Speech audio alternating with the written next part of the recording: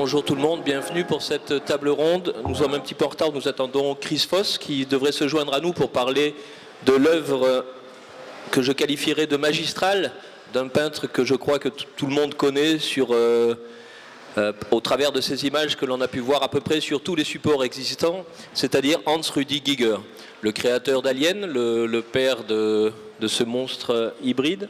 Donc Hans Rudi Giger nous a quittés cette année, il nous a quittés le 12 mai malheureusement d'un accident domestique, je dirais. Il aurait pu, je pense, encore nous livrer quelques belles images et quelques créations encore de son cru. Toujours surprenante, toujours proche des images les plus connues, à savoir son travail à l'aérographe. Donc on va parler un petit peu de cette période. On va essayer de comprendre pourquoi, au travers de l'art une seule personne, un seul individu, pourquoi, je dirais presque, cette fin de siècle a été marquée à ce point par son travail, par sa technique, par, je dirais, la beauté terrifiante de ces créatures.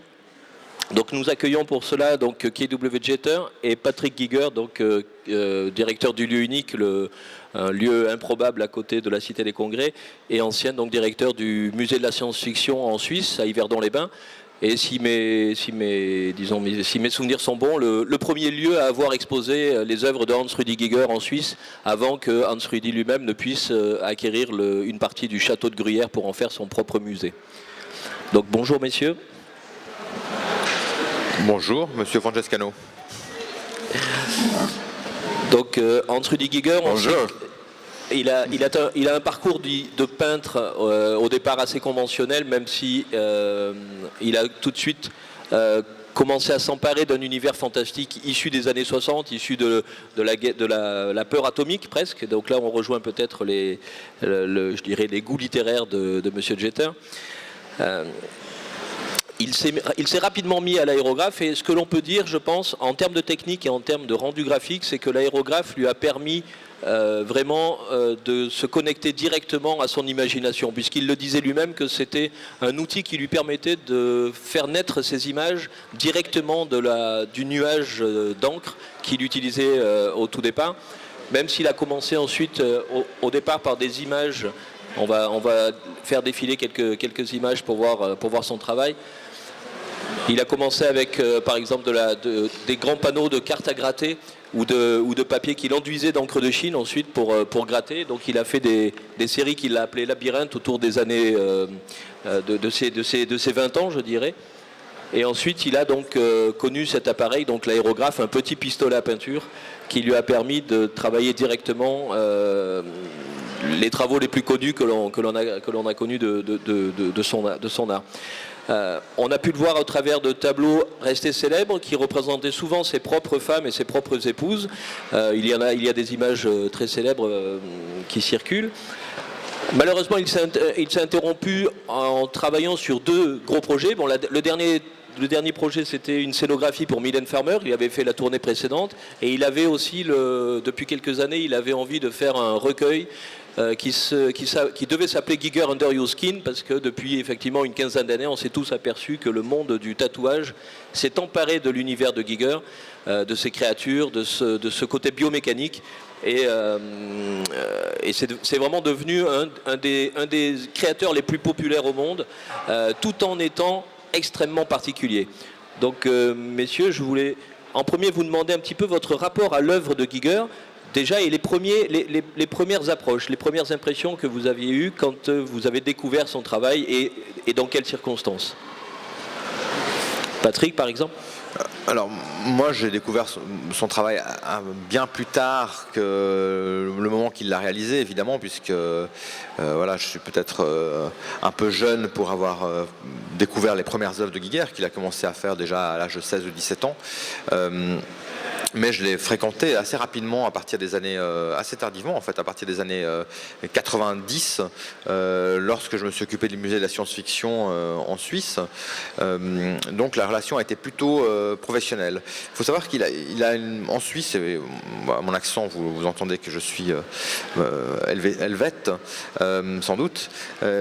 il avait quand même un rapport avec ce pays qui était très très particulier, puisqu'il faut savoir qu'avant d'être un peintre fantastique et quelqu'un de récupéré par le milieu du métal, du tatouage, de la science-fiction, etc., Giger a été un artiste contemporain, tout à fait respecté et respectable, dont les œuvres ont été acquises par les grands musées, et que ce n'est que lorsqu'il a fait Alien et qu'il a reçu l'Oscar qu'il a été perçu comme une espèce de vendu, si on veut, à Hollywood. Et c'est là où il s'est marginalisé, non pas tellement avec son travail, même s'il est très étrange, vous le voyez ici, et parfois assez perturbant, mais dans le rapport, on va dire, plutôt financier, tel qu'il a été perçu à ce moment-là en Suisse, et le rapport au succès.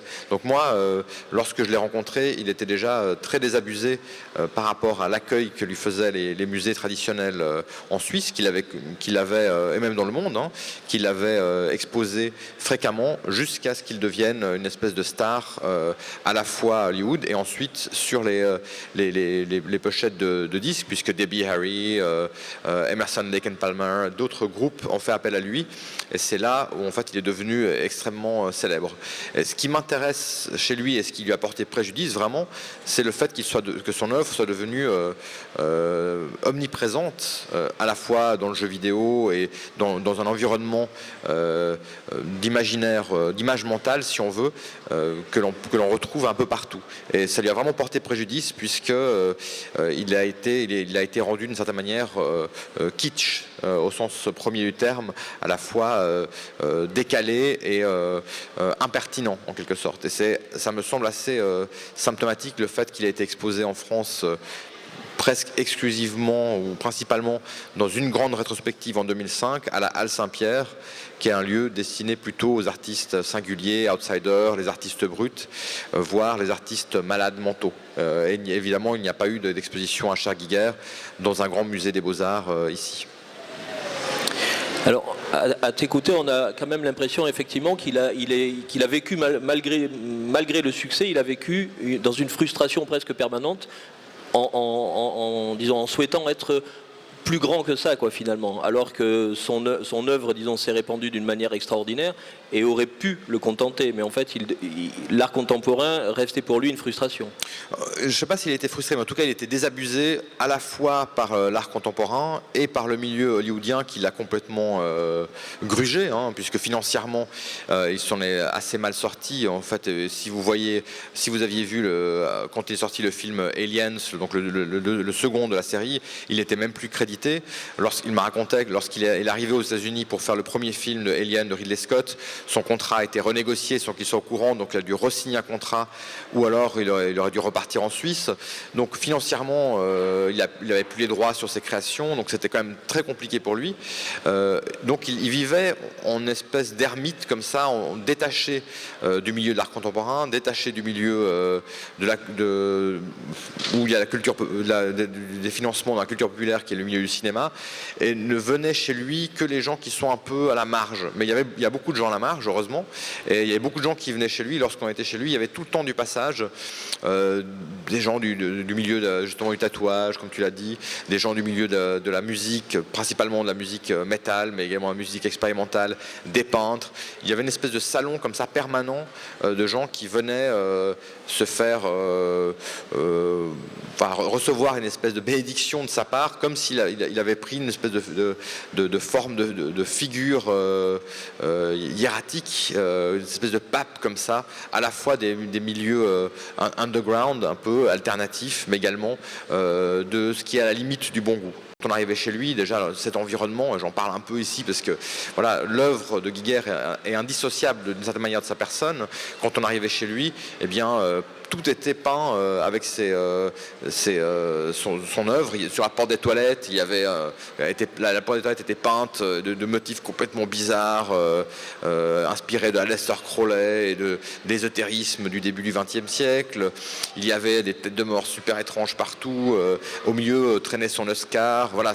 Et malgré cette atmosphère très pesante, dans un premier temps, il y avait une forme de bienveillance de sa part. Et lui, c'était l'inverse de cet environnement très sombre. C'était quelqu'un, non pas de jovial, quelqu'un d'assez torturé, mais quelqu'un d'une extrême gentillesse. Lorsque tu décris un petit peu son environnement immédiat, j'ai l'impression que je revois un petit peu les photos presque de la résidence de Chris Foss, que je salue. Je sais que Chris, tu partages avec Hans-Rudi Giger l'amour pour les trains, l'amour pour le ferroviaire. Ah oui, je crois que j'ai jamais eu, mais quelqu'un m'a dit il a un petit chemin de fer chez lui aussi. J'étais très jalouse, mais je crois que mon train, c'est plus grand que celui-ci. Voilà, j'espère. Alors au-delà du train, je sais que tu as travaillé avec lui sur des projets cinématographiques. Oui. Il y a eu le Dune donc, de Jodorowsky qui vous Oui. a réunis sur ce projet-là. Oui. Est-ce que tu as pu le croiser dans d'autres types de productions? Et quel était ton rapport, par exemple, à l'œuvre de Giger? Vous avez deux univers complètement différents, mais en même temps, j'ai l'impression que vous avez quand même la même manière d'appréhender les choses, c'est-à-dire une boulimie de travail. Oui. Vraiment beaucoup. Vous fournissez... Oui. Autant Hans-Rudi Giger que toi, vous fournissez quand même énormément de travail. J'ai l'impression c'est à toute heure de la journée, quel que soit le fait qu'il y ait ou pas une commande en fait. Et donc quel était ton rapport à son travail, qui est quand même foncièrement différent esthétiquement du tien? Et comment, par exemple, quand vous vous êtes retrouvés sur le projet Dune, comment est-ce que ça s'est passé et comment vos univers ont pu cohabiter? J'ai fait la connaissance de Giger avant Dune parce que nous étions représentés par la même galerie à Paris. Et des fois, juste par hasard, il était là à la même temps que moi. La galerie Bijana. La galerie Bijana Lam qui représente Giger et il me représente aussi. Et des fois, juste par hasard, j'étais là et Giger est là venu aussi. Et on reste ensemble, on a parlé un petit peu, on a discuté des projets, des trucs comme ça. Et après, il a devenu un petit peu plus sérieux parce que nous sommes les deux pris par Fox pour faire Alien. Et au centre, c'est Dan O'Bannon. C'était Dan O'Bannon qui, heureusement, c'est très fier pour notre boulot. Et Giger, il n'a pas venu aux États-Unis, il a resté en Suisse. Et moi, j'étais installé à Los Angeles, mais j'ai vu les trucs qui ont sorti. Et bien sûr, Alien, c'est un immense succès grâce à Giger. Sans la bête, c'est impossible d'imaginer qui peut se passer. C'est peut-être un petit film perdu. C'est la bête de Giger qui, bien sûr, donne tout le goût d'Alien. Et c'était un petit tournage au début, c'était une histoire un petit peu intéressante. C'est Jodorowsky qui m'a trouvé pour travailler sur Dune et il a trouvé Giger aussi. Et c'est à cause de ça que l'équipe est déjà inventée, qui ont fait un travail sur Alien. Mais Giger, il n'a jamais fait les bêtes pour Jodorowsky. Je crois qu'il a fait que les dessins pour le décor, les trucs comme ça. Mais bien sûr, c'était lui qui s'occupe avec les bêtes par le temps qu'on arrive. Et je crois que c'est Dan qui a proposé que c'est Giger qui fait les bêtes. Et c'était parce que Dan, il était un génius, si vous voulez, un petit génius. Et c'était son goût. Et grâce à ça, c'est Giger qui a fait les Alien. Et comme j'ai déjà dit, sans la participation de Giger, c'est impossible d'imaginer que Alien peut être une grande affaire. Et bien sûr, vous avez la suite des tournages, vous avez un montant fou des tournages, et toujours, c'est double de la bête, plusieurs des fois. Et si je me souviens bien, les productions même du Dune de Jodorowsky et de l'Alien s'étaient chevauchées au niveau des dates, puisque c'est comme ça que le Necronomicon, le premier livre de Giger, s'est retrouvé dans les mains de Salvador Dali, qui devait jouer le baron Harkonnen. Voilà. Si vous voulez, on peut suivre le même goût qu'ici. Nous étions les enfants de Jodorowsky, si vous voulez. Voilà. C'était Jodorowsky qui a trouvé les gens, et après ça, nous sommes jetés dans l'espace, mais des fois, nous sommes venus ensemble encore, et voilà. Et la bête, c'est incroyable. Mais Giger, il a déjà sorti quelques dessins. Je suis bien chez Bijana Lam, des fois, et il a me montré quelques dessins. Et malheureusement, j'ai vendu ce truc-là. Il a me donné une grande fiche sur son boulot. Et moi, j'ai le signé. Il a le signé aussi. Et j'ai perdu cette fiche-là. Mais je me souviens, il a déjà commencé les dessins sur une bête qui approche un petit peu la même image que la bête qui enfin a sorti. Et le rapport à l'époque, il travaillait uniquement avec effectivement l'aérographe, donc et l'encre noire. Tu parlais de Bijan Alam qui lui a ensuite fait découvrir l'arrivée du pochoir, puisque je sais que la série des tableaux de New York, par exemple, qui est une série quand même les plus abstraites qu'il ait pu faire, et beaucoup plus proche d'ailleurs de l'art contemporain, je dirais, que de l'art figuratif, est arrivé dans son travail simplement grâce à la découverte de pochoirs industriels qu'il a pu utiliser dans son travail. Et cet aspect biomécanique, en fait, cet aspect biomécanique est arrivé, d'après toi, par rapport à la jonction des deux, ou est-ce qu'il avait déjà cet aspect-là dans la production de Alien, par exemple, qui était quand même une de ses premières créatures, finalement? Je crois en principe c'était une très bonne ambiance entre nous parce qu'il a une technique, le contraire de moi. Depuis cette époque-là, je travaille toujours avec l'acrylique, toujours sur une espèce de carton et toujours avec l'aérographe un petit peu. Mais Giga, il a une technique très très particulière. Il a travaillé, je crois, si je me souviens bien, il travaille, comment s'appelle le matériel pour les bougies? Wax, hein? La cire, voilà.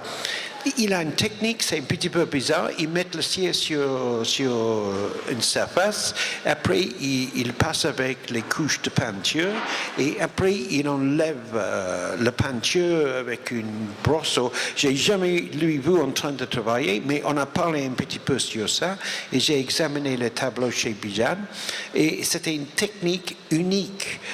J'ai jamais vu une technique comme ça avant, et c'était complètement particulier de Giga. Alors en termes de juste, pour finir sur l'aspect peut-être travail au niveau de production cinématographique, Giger travaille sur des très grands formats, il travaille longtemps sur les images.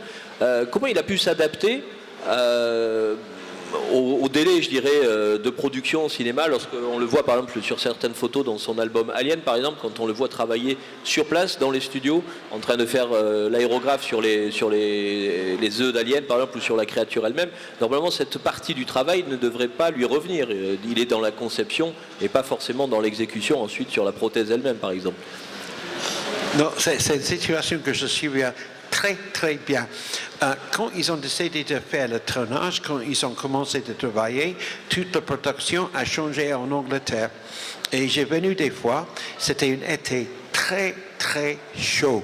Et Giga, il travaille qu'avec la viande, la vraie viande, pour faire c'était étonnant. Dans ce tournage-là, c'est la vraie viande. Il a acheté un montant-fou, des tonnes de viande, vraie viande. Avec des ossements. Et personne peut lui approcher, personne peut approcher le studio. Tous les techniciens, ils ont, par exemple, vous avez un grand studio comme ici, et le goût, c'est terrible. Et Giga, il est juste comme ça. Il est juste toujours habillé comme ça, tu vois, avec une veste, avec tout. C'était peut-être 30 degrés et la viande, c'est comme les cadavres, si vous voulez. Il travaille avec les mains comme ça et personne ne refuse de venir là-bas. Mais c'est à cause de ça. Vous pouvez voir dans le tournage, quand vous avez la bête qui bouge avec les trucs qui tombent, c'est de vraie viande, voilà. Il faut peut-être aussi mentionner qu'en fait le film Alien et la créature, c'est pas la première créature de loin pas qu'il ait fait pour le cinéma. En fait, il a commencé à la fin des années 60 sur un film qui est l'un des 3 courts-métrages d'un projet qui s'appelle Swiss Made, qui parle de l'histoire de la Suisse. Et là-dedans, il y a un film qui s'appelle 2069 et qui imagine un futur où la Suisse s'est barricadée, si on veut, du reste de l'Europe, et un extraterrestre dont Giger a fait le dessin et le costume, justement, sur lequel il a très longuement travaillé, qu'il a fait lui-même toute la conception, arrive en Suisse et enregistre. C'est une espèce de narrateur et d'enregistreur comme ça détaché, et c'est un type simplement avec une tête de caméra, donc qui a la même forme que l'alien, mais en fait qui est une caméra et qui a une espèce d'enregistreur à bande sur sur le thorax. C'est une créature assez particulière qui aujourd'hui est au musée Guiguer au château Saint-Germain à Gruyère. Et c'est comme ça, en fait, c'est aussi à travers ce premier projet qui est resté assez peu diffusé, en fait, qu'il a été aussi remarqué dans le milieu cinématographique. Donc il avait déjà aussi une petite forme d'activité, un peu de travail sur des choses comme ça. Il avait aussi fait des décors de théâtre, il avait fait aussi un peu de la performance. C'était quand même un personnage qui était... Il ne faut pas qu'on imagine qu'il était particulièrement isolé, etc. Il était quand même une personnalité plutôt, à ce moment-là, en prise, si on veut, avec son environnement. Si je me souviens bien, effectivement, on n'a pas de photo là, du costume dont tu parles. Il avait même, je crois, costumé le chien, quoi, en fait, parce qu'il y a une créature. Il y a aussi un chien qui est le même style. Ouais. Et là, quand tu parles de cette histoire d'extraterrestre qui vient filmer la Suisse de cette manière-là, moi j'ai presque l'impression que c'est la vie elle-même de Giger par rapport à la Suisse qu'il était d'une manière prémonitoire en train de mettre en scène. Comment est-ce qu'il a été, disons, comment son œuvre était finalement accueillie en Suisse, puisque tu parles de la Suisse, petit à petit, au fur et à mesure de ses succès et de ses projets. Plutôt mieux que dans d'autres endroits, mais ça a été largement dû à son propre initiative. C'est-à-dire que lorsqu'il a fait une grande exposition au milieu des années 90 au château de Gruyère, Gruyère c'est une ville très pittoresque en Suisse, dans les montagnes fribourgeoises, voilà, c'est un endroit, on va dire, plutôt patrimonial et touristique. Il y a eu une grande exposition d'art fantastique en 95, je crois. Suite à ce succès, il a acheté un petit château qui était juste à côté et il a décidé de s'en faire son projet de musée personnel. Et il a commencé à racheter ses propres œuvres, en fait, aux collectionneurs. Et ça a pris beaucoup de temps, mais il a ouvert ce musée en 99, je crois, en 98-99, et il a continué toutes les 10 dernières années de sa vie, en tout cas aux 15 dernières années, à racheter ses propres œuvres. Donc il y a eu une acceptation, mais il y a eu aussi une forme de méfiance. Et en 1995, lorsqu'il y a eu une exposition Giger à la Maison d'ailleurs en Suisse, un musée dont je m'occupais, mais pas à cette époque-là, il y a eu une sculpture qui était à l'extérieur du musée, une sculpture assez célèbre d'une femme nue avec des seins en pointe, un visage émacié, etc. Quelque chose d'assez dur. Tous les jours, il y avait des messages des groupes fondamentalistes chrétiens contre cette exposition, contre le musée. Et suite en partie à cette exposition, les financements du musée ont été très largement attaqués. Donc c'est resté assez tardivement, assez longtemps une figure controversée, mais à sa mort, il y a eu quand même un hommage national, et je crois que bon là, ça, la Suisse est peut-être assez particulière, où elle laisse une place importante à ces marginaux, en quelque sorte, aux gens qui vivent à la marge, sans les rejeter vraiment et en les célébrant, mais sans vraiment non plus les aider particulièrement. Et est-ce que tu penses que cela pourrait être une part de provocation, par exemple, de sa part? Parce que je sais qu'il se défaisait quand même de cette image de sataniste et de magie noire qu'on lui collait avec un petit peu son travail, mais qu'en même temps, il proposait des projets. Par exemple, je sais qu'il a fait un projet assez dingo quand même, de métro souterrain sur la Suisse en forme de pentacle pour traverser tout le territoire. Oui, donc, il disait que s'il fallait faire un métro à travers la Suisse, il fallait qu'il prenne la forme d'une étoile à 5 branches, puisque comme ça, au centre, il y aurait des énergies cosmiques très particulières. Je crois que c'était plutôt de l'humour que de la provocation. C'était quand même un personnage assez décalé, qui, sans faire de la psychanalyse de bazar, mais l'idée c'est pas de dire qu'il couchait sur papier ses démons, mais c'est quelqu'un qui avait déjà une très grande curiosité, qui a justement été vers les sciences un peu ésotériques pour ces questions-là. Beaucoup de sens de l'humour. Je me souviens dans les années 60, par exemple, lors d'un vernissage où il fallait venir déguisé, tout le monde était déguisé sauf lui, qui était toujours évidemment, comme disait Chris, en costume noir, sauf qu'il avait fait ses chaussures en pain. En fait, il avait pris deux pains énormes dans lesquels il avait mis ses pieds, et voilà, il se baladait avec des pains sur les pieds. Et donc voilà, c'était quand même un type assez décalé, un peu dans cette veine, un peu dada, ou post-dada, qu'on peut imaginer en Suisse. Et beaucoup plus avec une vie un peu plus légère que ce qu'on imagine. Après, il y a aussi le suicide de sa femme au début des années 70 qui l'affecte énormément, et il commence un peu peut-être une période un peu plus introspective, et il se fait catégoriser aussi justement comme étant sataniste ou voilà, faisant de l'art érotique, etc. Mais il était beaucoup plus en décalage et beaucoup moins sombre que ce qu'on peut imaginer. Et plus que de la provocation, il y avait une forme de détachement, si on veut, je crois, sur son travail et sur le monde dans lequel il était. Je crois que, comme tu le disais, le personnage de l'homme à la caméra ou la tête de caméra qui enregistre et qui redonne à voir la société de manière un peu différente. C'est vrai que c'est intéressant que ce soit une société aussi conformiste et que la Suisse qui produise des gens de ce type-là. Lui est quand même fils de pharmacien, en Suisse alémanique à Coire, il a une éducation assez rigoureuse. Voilà, il n'est pas, c'est pas au départ d'un environnement particulièrement farfelu, il vient d'une petite famille bourgeoise et toute sa vie il a vécu plutôt dans un environnement relativement justement bourgeois, dans des villages jumelés en plein centre de Zurich. Voilà, c'était pas quelqu'un qui était dans l'exubérance affichée pour la provocation. Oui, quand on voit certaines images liées à l'enfance ou au bébé, on perçoit assez bien le message quand même. On se doute qu'il n'est pas en train de promouvoir l'éducation. Françoise Dolto, tout va bien dans son enfance dans les montagnes suisses. Par rapport à la prothèse, par exemple, l'apport de la biomécanique, là, par exemple, pour venir à M. Jeter, lorsque on voit une œuvre, par exemple, comme le Dr Hader, on se dit qu'entre Blade Runner, de Blade Runner à Hader, je dirais, on a l'impression que vous êtes un fan ou pas un disciple en tous les cas, mais que l'art de Giger, par exemple, pourrait avoir une certaine résonance en vous. Well, I think like most Americans kind of came late to Giger quite a bit after he was well known in Europe. And probably the first thing that most Americans saw of Giger's work was the Emerson, Lake and Palmer album cover, Brain Salad Surgery. And, people were impressed by that. And after that, there seemed to be like three currents of Giger consciousness in American culture. One was obviously the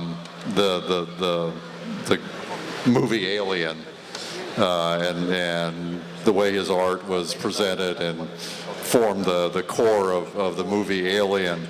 And then the other place that Americans were seeing a lot of Giger's artwork was in the sort of pretentious men's magazines. Bob Guccione in his Penthouse magazine was printing a lot of reproductions of Giger's work and obviously playing off of the sort of, perverted or seemingly perverted sexual nature of it. And that was sort of a way of elevating the aesthetic, cultural tone of a men's magazine. And then probably the third current that people were getting into Giger in America was sort of as a drug artist, a depiction of sort of altered and horrific states. And it was probably a contest between, say, Giger and Ralph Steadman as to which was the great depictor of sort of the drug-addled world for Americans. And then as Americans became more familiar with Giger's work, then we started actually seeing Giger the man. And in that sense, because of the way, especially as he grew older, he sort of, I think to a lot of Americans, he was sort of this horrific image of just how sick and twisted a European could be. And so he kind of, was like this nightmare image for Americans who were like a little scared by somebody who looked like that. And he seemed almost like the twin brother of Klaus Kinski or something. And that kind of weirded out a lot of Americans. So we had these streams of his artistic work coming into our culture from Europe. And some Americans took that as sort of a commentary, not just on Geiger, but on the difference between America and Europe. And so it wasn't just in little Swiss villages that people were getting sort of horrified by what he was doing and what his work seemed to represent, but it was like sort of a scary thing for Americans too. And so obviously when you're making a scary movie, then yeah, it worked tremendously.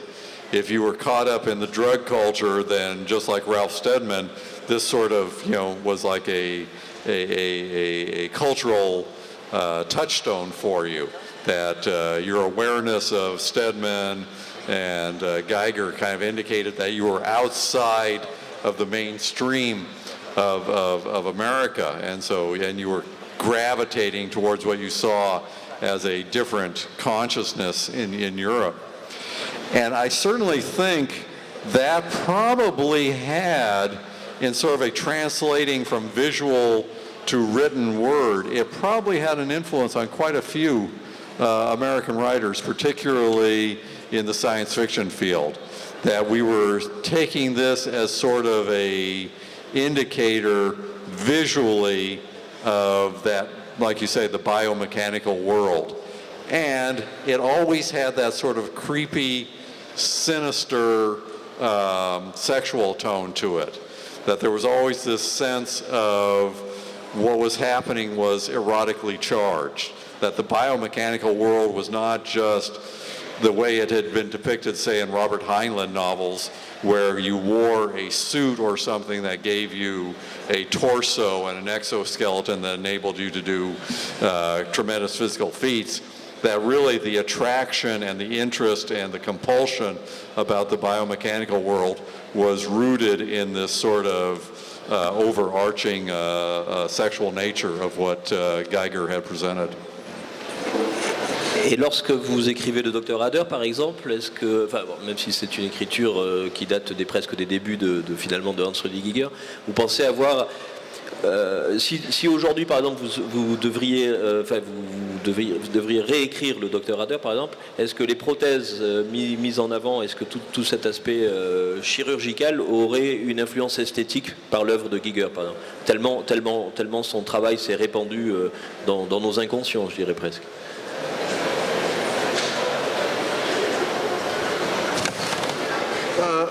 Very, very likely it would. I mean, if I were to write the book again, this is much more post-Geiger world that we're living in. And the influences of Geiger, we've got his entire body of work to look at, and we're much more aware of the details. And in that sense, the body modifications I talked about in Dr. Adair were essentially surgical in nature. And they didn't have, and there wasn't much of a real prosthetic element.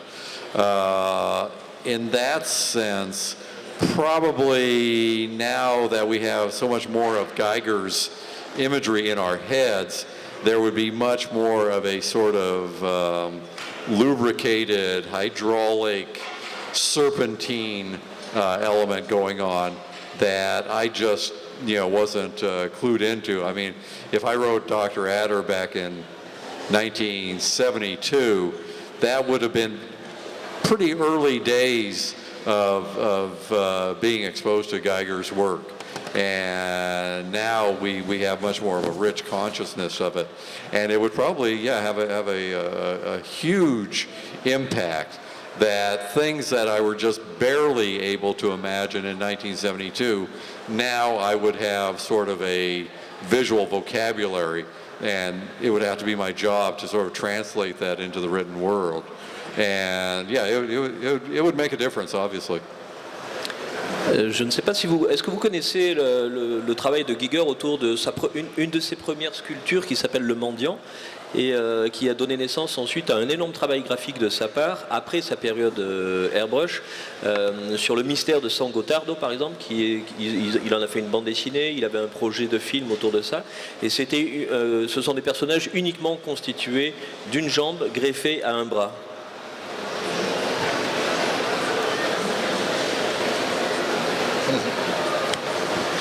Est-ce que vous connaissez ce travail ? That one I'm not familiar with. That was an early work? Non, c'est un travail récent puisqu'il l'a fait après sa période airbrush. Et je sais que sur les dernières années, il passait énormément de temps au lit, uniquement à dessiner sur du papier avec au stylo. Et le mystère sans Gotardo, pour ma part, je pense que le fait qu'il n'ait pas rencontré le succès au niveau production, pour ma part, je pense que ça vient du fait qu'il n'y ait pas eu d'airbrush, justement, parce que le succès de Giger vient énormément aussi de cette technique. Et là, ce sont des travaux uniquement au stylo. Et je pense que du coup, c'est un peu moins visuel. Mais c'est un travail, je dirais, récent, mais des 20 dernières années, quoi, en fait. Je pense que peut-être Patrick connaît bien ce travail, il a peut-être exposé au musée. Ouais, je crois ce qu'il faut, peut-être aussi, on parle de l'aérographe quelques minutes, et tu en parleras mieux que moi, Gilles, puisque tu es l'un des tenants de cette technique ici en France. C'est quand même une technique qui a été très éprouvante pour lui. C'est-à-dire qu'il a, à partir des années 60 jusqu'au début des années 80, pendant 20 ans, utilisé quasiment exclusivement l'aérographe, et il s'est vraiment détruit les poumons, et il s'est vraiment épuisé.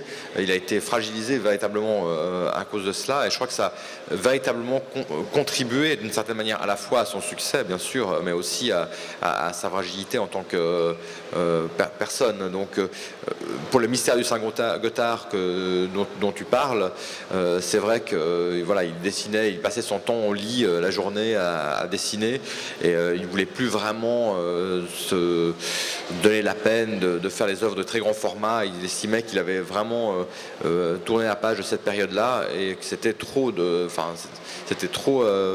épuisant physiquement que de travailler sur ces genres de formats, justement, et ces genres de techniques.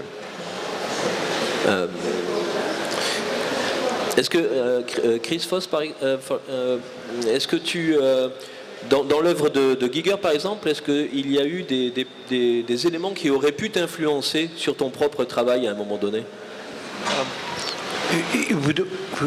Vous me demandez, est-ce que je suis influencé par Giger? Peut-être, par moment, des fois, un matin, tu te réveilles et puis tu te dis, tiens, je vais faire Alien aujourd'hui. Oui, c'est bizarre, vous voyez, parce que j'ai fait des connaissances de lui il y a quelque temps, et on a été toujours très amicable, mais je crois nous avons accepté que notre boulot c'est complètement différent. Mon goût c'est différent, son goût est différent, et on n'a pas vraiment aucun envie, aucun goût d'approche. Par exemple, Patrick parlait de l'aérographe, par exemple. Voilà. Quand il te voyait peindre à l'aérographe, il te disait pas arrête de mettre de la couleur, mets un peu plus d'encre noire, par exemple. Non, il a utilisé son aérographe, j'ai vu la photo tout à l'heure. Il a utilisé son aérographe pour agrandir la sculpture, pour agrandir la forme, des trucs comme ça. Et par contre, moi, j'utilise l'aérographe pour donner une espèce de brume, une espèce d'espace. Et voilà, avec la figure-là, il a utilisé l'aérographe pour exagérer les formes, pour faire plus ronde, tous les trucs comme ça. Et j'ai pas utilisé l'aérographe beaucoup sur la forme de les vaisseaux. Normalement, j'ai utilisé l'aérographe pour le fond. Et voilà, ça c'est ce tableau-là, il n'a pas utilisé oh, c'est parti. Mais ce tableau-là, qui vous ai juste montré tout à l'heure, mon habitude, si c'était moi qui... Voilà, ça c'est l'aérographe. Il utilise pour exagérer la forme, tous les petits points comme ça. Et par contre, moi, j'utilise l'aérographe pour faire le fond, les trucs comme ça. Et j'étais très fasciné par son technique, on a parlé beaucoup sur ça, mais c'était complètement... Il approche un petit peu une espèce de sculpture, même avec les tableaux. Il ne fait pas vraiment un tableau, c'est toujours de sculpture, même si c'est un tableau sur sculpture. Oui, en fait, il a une technique un peu, il a un usage, on va dire, un peu aberrant de l'aérographe, hein, puisque normalement l'aérographe, comme disait Chris, c'est pour des grands formats, mais sur lesquels on peut étirer, si on veut, les choses et faire des fonds. Et Giger, en fait, utilisait l'aérographe pour le détail. Et on le voit aussi, il utilisait à Hollywood l'aérographe pour les croquis, ce qui est complètement étrange plutôt que de dessiner à la main. Et donc voilà, il a une approche de cet objet qui est presque antagoniste, si on veut, à l'usage de départ. Je pense que le fait que le travail soit uniquement noir et blanc ça a dû jouer sur ce succès. Toutes les peintures qu'il a pu faire en couleur ne sont pas des œuvres en couleur. Quand on voit les séries Back to Mother par exemple, c'est juste un noir et blanc avec un voile rouge par-dessus. Il n'avait pas une gestion très pertinente de la couleur, je trouve. En tout cas, ce qui est assez étonnant, c'est de, comme tu le disais, en effet, son œuvre est à la fois très reconnaissable et omniprésente, et dès qu'il s'approprie d'un sujet, il y amène une esthétique très reconnaissable, mais en fin de compte, dans les films, ce qu'il en reste, et ça c'est assez remarquable, c'est à peu près rien chaque fois. C'est-à-dire que même dans Alien, même si l'extraterrestre est évidemment un élément essentiel, l'élément primordial, princeps, on va dire, du film, si on voit le dernier film, là, le prequel de Alien, comment il s'appelle, Prometheus, ou je ne sais plus comment il s'appelle, ce film de Cameron, en fait c'est là-dedans en fait où on voit toutes les œuvres soudain de Giger prendre vie. C'est-à-dire que tout ce qui n'est pas utilisé dans Alien dans les années 70 est utilisé dans ce nouvel opus. Et moi, ce qui m'étonne, c'est ça, c'est à quel point il y a eu une influence sans que l'œuvre elle-même n'ait été très présente, si on veut, dans les masses médias, auprès du grand public. C'est-à-dire que c'est comme si, véritablement, et c'est pour ça que Keloyu mentionnait Bob Guccione et Penthouse, qui a aussi, par ailleurs, et Chris me le rappelait, été le premier à donner du travail à Chris Foss. C'est comme si c'est vraiment dans les milieux, juste en dessous de la surface, qu'il a été le plus présent, et qu'il a réussi à pénétrer, si on veut, dans le mainstream à travers cette omniprésence dans ce milieu alternatif. Alors on va pas tarder à terminer quand même. Je vais vous demander à chacun d'entre vous, d'après vous, est-ce que Giger est unique et qu'est-ce qu'il pourrait en rester? Parce qu'il va forcément en rester quelque chose, mais en ayant une petite projection prémonitoire, qu'est-ce que d'après vous il en restera? Monsieur Jeter, par exemple. His influence on science fiction movie and graphic art character design, the design of the scariest thing you can imagine, that's going to endure for a long time. I mean, basically, almost every scary creature is either a continuation of Giger's work or a variation on it or a rejection of it in some way. Let's try and do something different from what Giger did in Alien. So that's just going to be the big dominating force for a long time. You're going to see his influence, I think, in the tattoo and body modification world for a long time to come, partly because of the sort of overlap between his work, the tattoo world, and, say, the rock and roll heavy metal crowd. That essentially nothing really radiates a sort of rejection of mainstream culture to the same degree as, say, Giger's work does. I mean, if you're into Giger's work and you're putting it on your body, you are stigmatizing yourself and really signaling to the world that you're not, a goody-goody, that you're some kind of rejection of the mainstream culture. And so that's going to be a continuation for a long time to come, just because he so successfully tapped with an erotic charge that notion of rejecting the mainstream world and coming up with the perfect depiction of that mental state that is so opposed to the mainstream world, and it has this erotic sexual power to it. We're not getting away from that for a long time to come, in my opinion. Can I just say, go ahead. Est-ce que je peux dire juste une autre chose aussi? C'était très intéressant le discours aujourd'hui, et c'est vrai, il a toujours travaillé juste en noir et blanc, mais il a une association avec Penthouse, comme moi, j'ai commencé avec Penthouse, et depuis cette époque-là, moi j'ai travaillé seulement en noir et blanc aussi, et seulement les choses érotiques. Mais j'ai juste en train de penser, tu vois, c'est juste arrivé dans ma tête, je crois, beaucoup de choses qui arrivent grâce à le temps quand ils sont fabriqués. Et si Elia a désigné Giger pour un tournage avant la Deuxième Guerre, il n'est pas reçu. Personne ne peut savoir pourquoi c'est comme ça. Si il a désigné Elia, même maintenant, dans les années 2015, peut-être ça c'est très bizarre. C'est-à-dire, je dois parler en anglais, excusez-moi. He was really a man of his time. Yeah. Moi, j'ai beaucoup de peine en fait à juger de la pertinence aujourd'hui encore de cette œuvre ou pas, parce que je le connaissais personnellement et que c'est quelqu'un que j'aimais beaucoup, mais aussi parce qu'il est devenu tellement une figure qui est passée dans tous les arts, hein, comme tu l'as mentionné, qu'aujourd'hui on n'arrive plus vraiment, enfin je pense qu'il faudrait demander à un historien de l'art véritablement de s'approcher de cette œuvre et de la valoriser en dehors en partie de ce contexte purement d'une iconographie populaire, parce que elle ne suffit pas en fait à analyser son œuvre.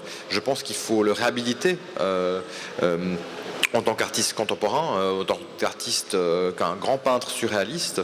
Et aujourd'hui, je pense qu'il risque de souffrir le même sort que Magritte, par exemple, ou des auteurs, des artistes de ce type-là, qui finiront peut-être sur des posters dans les chambres d'adolescents, et c'est tout. Et je pense que ça serait vraiment ce qui pourrait y arriver de pire, et je pense qu'il devait voir à ça avec un peu d'effroi, même s'il avait le recul, et comme il est grand temps de réhabiliter la période de Vache de Magritte, que vous ne connaissez sans doute pas justement, eh bien je pense qu'il est grand temps de réhabiliter justement les autres types d'œuvres de Giger, son travail, par exemple il avait un très grand jardin qu'il a complètement réhabilité, où il avait justement ce train fantôme, il avait un train, il pouvait traverser sa maison en train, enfin c'était complètement dément chez lui, il avait une forme de folie brute et de vision du monde qui dépasse simplement le fait d'avoir fait des couvertures de disques ou d'attrailler dans le domaine du film. Et je pense qu'il faudra à un moment